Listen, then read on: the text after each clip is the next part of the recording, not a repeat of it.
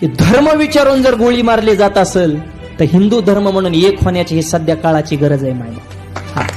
माणुसकीला काळीमा फासणारी गोष्ट डायरेक्ट माणसात येऊन एवढा हल्ला करणं. ज्या माऊलीचा मालक गेलाय तिला दुःख विसरा मायबाप. काय प्रसंग आहे, ज्यावेळेस स्वतःवर येतं ना त्यावेळेस त्याचं दुःख कळत असतं.